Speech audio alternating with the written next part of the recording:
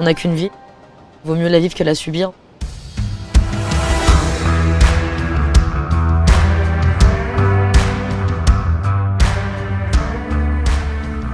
Je m'appelle Jade, j'ai 25 ans. Je suis atteinte de dermatite atopique depuis l'âge de 3 mois. J'ai toujours aimé voyager, j'ai toujours aimé barouder. Le Tour d'Europe, ça pouvait être un bon challenge.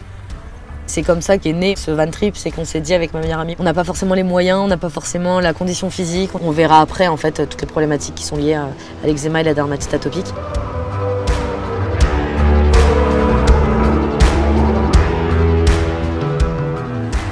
On est parti 2 mois. Au total, on a fait 13 ou 14 pays, je crois. Donc ouais, c'était très chouette. Notre véhicule, c'était notre moyen de locomotion et notre maison. Par rapport à la dermatite atopique, les difficultés que j'ai rencontrées, c'était beaucoup les allergies.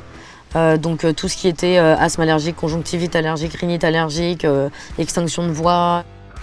On s'est fait casser le carreau avant gauche. Ils m'ont volé ma trousse avec tous mes médicaments, toutes mes crèmes. Pendant une semaine, j'avais plus d'ordonnance, plus de carte vitale, plus de crème. Pour rien au monde, j'annulerais pas et je recommencerais s'il le fallait.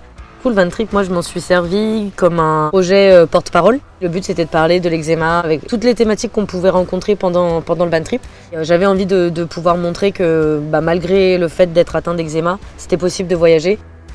Quand je reçois des témoignages ou des messages privés qui me remercient en fait d'avoir parlé, j'ai pas l'impression d'avoir apporté quoi que ce soit. Et en fait, je me rends compte que si, ce sont des paroles et des mots qui ont eu leur impact, une portée que j'espérais pas aussi lointaine.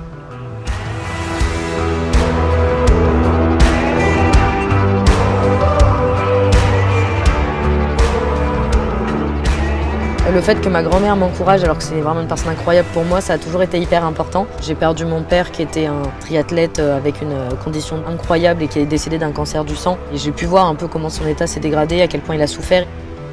Ça m'a tout de suite forgé. Le but, c'est pas de dire parce qu'il y a pire que nous, on n'a pas le droit de se plaindre, on n'a pas le droit de ressentir des émotions, c'est faux. Mais j'ai toujours eu un entourage qui m'a dit, même si t'as mal, ok, mais je veux pas t'entendre te plaindre en fait. J'ai toujours avancé avec cet état d'esprit et je me suis toujours dit qu'il y avait effectivement pire dans la vie.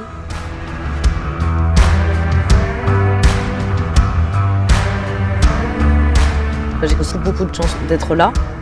J'ai pas envie de gâcher cette chance non plus.